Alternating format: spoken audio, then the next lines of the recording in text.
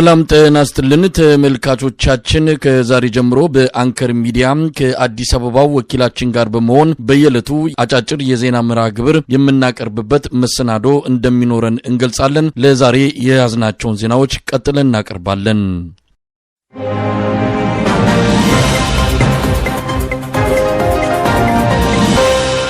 የኦሮሞ ነጻነት ሰራዊት ከአዲስ አበባ በቅርበት ባሉ አካባቢዎች መጠነ ሰፊ ጥቃት መክፈቱ ተገለጸ። ዱከም ዙሪያ በተገነቡ ፋብሪካዎች ላይ ዛሬ ሌሊቱን አንስቶ ጥቃት በመፈጸም ላይ መሆኑን የደረሰን መረጃ ያመለክታል። በምስራቅ ሸዋ ዞን የአባቡ ብርጌድ የተባሉ የሸኔ ታጣቂዎች ከዛሬ ንጋት ጀምሮ በዱከም የሚገኙ ፋብሪካዎችን እየዘረፉ መሆናቸውንና በአካባቢውም ከፍተኛ የተኩስ ሩምታ እንደሚሰማ ለአንከር ሚዲያ በደረሰው መረጃ ላይ ተመልክቷል። ከአዲስ አበባ በ40 ኪሎ ሜትር ርቀት ላይ በምትገኘው የዱከም ከተማ በኦሮሞ ነጻነት ሰራዊት ጥቃት መከፈቱን የሚገልጹት ለአንከር መረጃውን የላኩት የአካባቢው ነዋሪዎች ከአዲስ አበባ በዚህን ያህል ቅርበት የኦሮሞ ነጻነት ሰራዊት መጠጋቱ ጉዳዩን አሳሳቢ አድርጎታል ብለዋል። ሌሊቱን በመታራ ቦሊንና ዶኒ በተባሉ አካባቢዎች ውጊያ ሲያደርጉ የነበሩት የኦሮሞ ነጻነት ሰራዊት ታጣቂዎች በቅርቡ ትጥቃቸውን አስረክበው ወታደራዊ ካምፕ የገቡ የሸኔ ታጣቂዎች መሳሪያቸው ከተቀመጠበት ወስደው መሄዳቸውም ታውቋል። የምስራቅ ሸዋ ዞን አስተዳደር የምንዋጋው ጠላት የለንም በማለት በቅርቡ መከላከያ ሰራዊት ከአካባቢው ለቆ እንዲወጣ ማስደረጉን ተከትሎ የኦሮሞ ነጻነት ሰራዊት ጥቃት በመክፈት እየተስፋፋ መምጣቱና ወደ አዲስ አበባ መጠጋቱ የብልጽግና መዋቅር ከኦሮሞ ነጻነት ሰራዊት ጋር አብሮ የሚሰራ አካል እንዳለው የሚያሳይ ነው ተብሏል። ይህ ዜና እስከተጠናቀረበት ጊዜ ድረስ የኦሮሞ ነጻነት ሰራዊት ዱከም አካባቢ ጥቃቱን ቀጥሏል። በብልጽግናው አገዛዝ በኩል እስካሁን የተሰጠ ማብራሪያ የለም።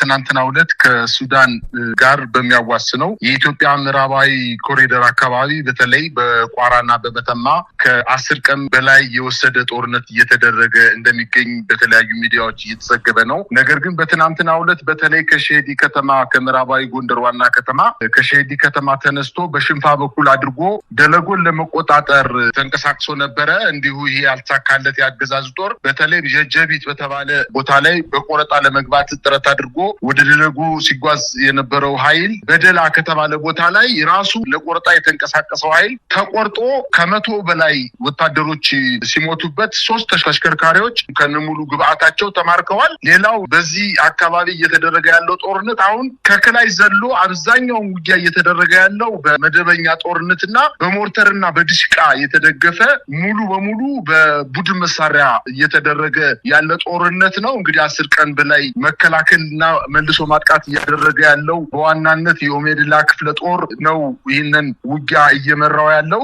በመቀጠል በጌምድር ክፍለ ጦርና ካራማራ ክፍለ ጦር የተወሰኑ ብርጌዶች ናቸው እየተሳተፉ የሚገኙት። ሌላው በአርባያ በለሳ በዛሬማና ደጎማ አካባቢ እየተደረገ ባለው ጦርነት በትናንትናው ዕለት በተለይ በዋረምና ቃሌን መድኃኔዓለም ተብሎ በሚጠቀሱ አካባቢዎች ላይ የፋኖ ኃይሎች ከፍተኛ ድል ተጎናጽፈዋል። እነዚህ 2 ክፍለ ጦሮች ጀነራል ኃይሌ መለስ ክፍለ ጦርና መብረቁ ክፍለ ጦር የያዟቸውን ቤዝ ናቸው ብሎ የያዟቸውን ቦታዎች ለመቆጣጠር የተንቀሳቀሰው የመከላከያ ጦር አንድ ኮሎኔልን ጨምሮ 32 የመከላከያ አባላት ሲገደሉ 23ቱ የመከላከያ ሰራዊት አባላት ተማርከዋል። በአንድ ቀን በተደረገው ውጊያ አንድ ድሽቃን ጨምሮ 42 ክላሽ ተማርኮ ለፋኖ ገቢ ተደርጓል። 4 ስናይፐሮችም እንዲሁ ፋኖ ኃይሎች ማርከው ወስደዋል ማለት ነው። ነገር ግን ተንቀሳቅሶ ሊያጠቃ የሄደው የመከላከያ ክፍለ ጦር ተመተው ቃሌምና ዋረም የሚባሉ ቀበሌዎችን መቆጣጠር ሳይችል ቀርቶ ወደ ኋላ በመመለስ ወደ ደጎማ በመመለስ ወደ ነበረበት ካምፕ እንዲገባ አድርገውታል የፋኖ ኃይሎች።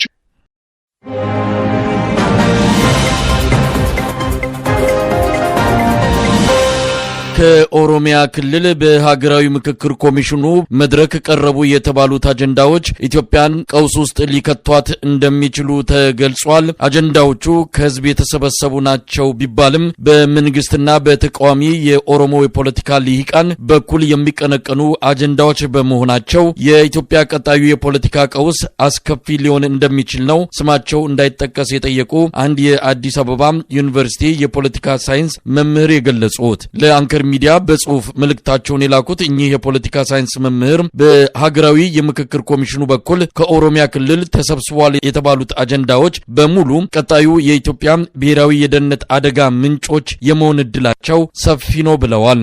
አዲስ አበባን፣ ሐረር፣ ድሬዳዋንና ሞያሌን በኦሮሚያ ክልል ስር ማጠቃለል፣ በሁሉም ክልሉ በሚዋሰንባቸው አካባቢዎች የሚገኙ የድንበርና የወሰን ጥያቄዎች ተነስተው መሬቶቹ ወደ ኦሮሚያ ክልል እንዲጠቃለሉ ማድረግ እንዲሁም የኦሮሞ ሕዝብ በታሪክ ለተፈጸመበት በደል እውቅና እንዲሰጠው የሚሉት አጀንዳዎች በኢትዮጵያውያን መሃል ከፍተኛ ግጭት ሊቀሰቅሱና ደም ሊያፋስሱ እንደሚችሉ የገለጹት የፖለቲካ ሳይንስ መምህሩ እነዚህ አጀንዳዎችን ገዢው የኦሮሚያ ብልጽግና የሚደግፋቸውና ከጀርባም ወደፊት እንዲመጡ እያደረጋቸው መሆኑ መጪው ጊዜ ለኢትዮጵያ ትልቅ አደጋ የደቀነ ነው ሲሉ ስጋታቸውን አክለዋል። በኦሮሚያ ክልል የአጀንዳ ማሰባሰቡ መርሃ ግብር ውስጥ የመገንጠልን መብት የሚፈቅደው አንቀጽ 39 በሕገ መንግስቱ ተጠብቆ እንዲቆይም መጠየቁን ያገኘነው መረጃ ያመለክታል።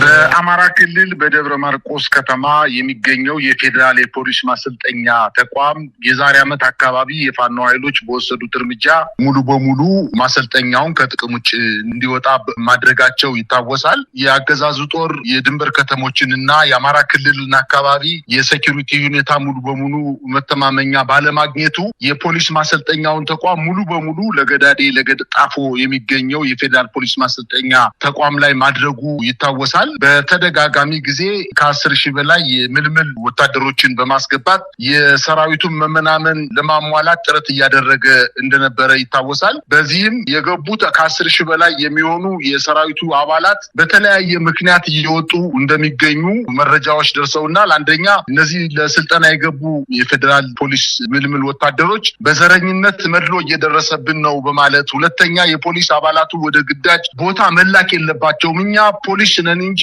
ወታደሮች አይደለንም፣ በስልጠና የወሰድነው የከተሞችን ሰላምና ጸጥታ ማስከበር ነው በሚል ነገር ግን ቀጥታ ወደ ግዳጅ እየሄድንን ከውጊያ መሳተፍ የለብንም የሚል አመጽ በማስነሳታቸው ሌላው በስርዓቱ አጠቃላይ ብልሽት ምክንያት እየተደረገ ያለውን በአገሪቱ ላይ እየተደረገ ያለው ውጊያ በመቃወም ከ1800 በላይ የፌዴራል ፖሊስ ምልምል ወታደሮች ከማሰልጠኛ ተቋሙ እንደጠፉ እና የራሱ የፌዴራል ፖሊስ ለሕዝብ ተወካዮች ምክር ቤት ባቀረበው ሪፖርት መሰረት እነዚህን የጠፉት ወታደሮችን በማፈላለግ በማደን አስገድዶ በማምጣት ከ1800 በላይ የሚሆኑትን ይዘን መልሰን ወደ ማሰልጠኛ አስገብተናል የሚል ሪፖርት ነው ያቀረበው ለሕዝብ ተወካዮች ምክር ቤት አባላት። ይሄን ያሳየው የፌዴራል ፖሊስ አሁን በማሰልጠኛ ጣቢያ የሚገኙት እና ስልጠና እየወሰዱ ያሉ ፖሊሶች በአገሪቱ አጠቃላይ የሰላም ሁኔታ፣ የደህንነት ሁኔታ ምንም መተማመኛ እንደሌላቸውና በግዴታ ወደ ማሰልጠኛ ገብተው እየሰለጠኑ እንደሆነ ነው የሚያሳየው።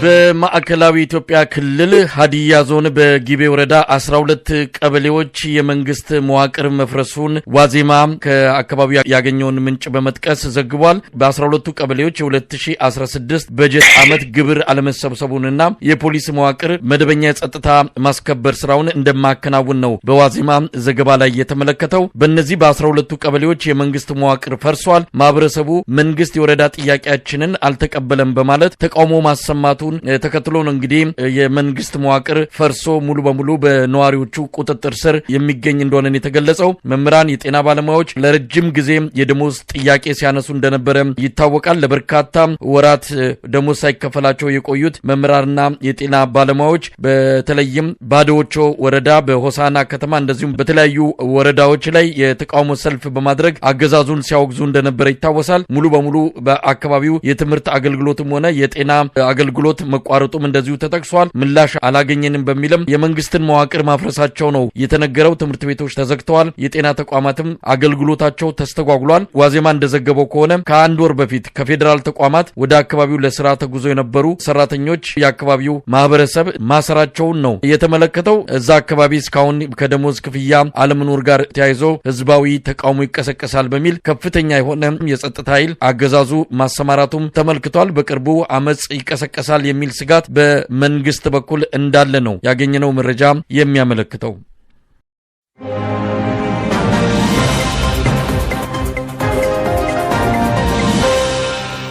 በፖለቲካ እስረኞች ላይ ዛሬም የሥርዓቱ ግፍ እንደቀጠለ እንደሆነ በተለይ በዋናነት የአቶ ዮሐንስ ቧያለውና ክርስቲያን ታደለ ሁኔታ ከፍተኛ ጥያቄ ያስነሳ በመሆኑ ቀዶ ጥገና ከተደረገላቸው በኋላ ቁስላቸው ሳይደርቅ ከሆስፒታል በማስወጣት ወደ ቃሊቲ ማረሚያ ቤት እንደወሰዳቸው ይታወሳል። እነዚህ የፖለቲካ እስረኞች ከፍተኛ ደም እየፈሰሳቸውና ጉዳት የደረሰባቸው ሲሆን የቃሊቲ ማረሚያ ቤት ማኔጅመንት ኮሚቴ በቃሊቲ እንዲቆዩ የወሰነ ቢሆንም ዛሬም በነ ገብረ ኢየሱስና በነ ኮማንደር ሀጎስ የተተካው የሥርዓቱ የገዢው መደብ ሰው የሆነው ኮማንደር ተክሉ የተባለ ሰው ብቻውን በመወሰን እነዚህን ሰዎች ከቃሊቲ ማረሚያ ቤት በማስወጣት ለጥየቃም ለሕክምናም ለተለያዩ አገልግሎቶች ምቹ ወዳልሆነው ወደ ቅሊንጦ ማረሚያ ቤት እና ወደ አባ ሳሙኤል ሙሉ በሙሉ አስወጥቶ ለመውሰድ ጥረት እየተደረገ ነው። አባ ሳሙኤል ማረሚያ ቤት ከአዲስ አበባ ከተማ የወጣ ወደ አዳማ ወይ ደግሞ ወደ ደብረዘይት አካባቢ ስንሄድ የምናገኘው ማረሚያ ቤት ነው። ይሄ ማረሚያ ቤት ውሃ እየገባበት ለጥበቃና ለእስረኞች ምቹ አይደለም ተብሎ ከ8 እና ከ9 ዓመት በፊት የተዘጋ ማረሚያ ቤት ሲሆን ወደዚህ ቦታ ለመውሰድ ከፍተኛ ጥረት እየተደረገ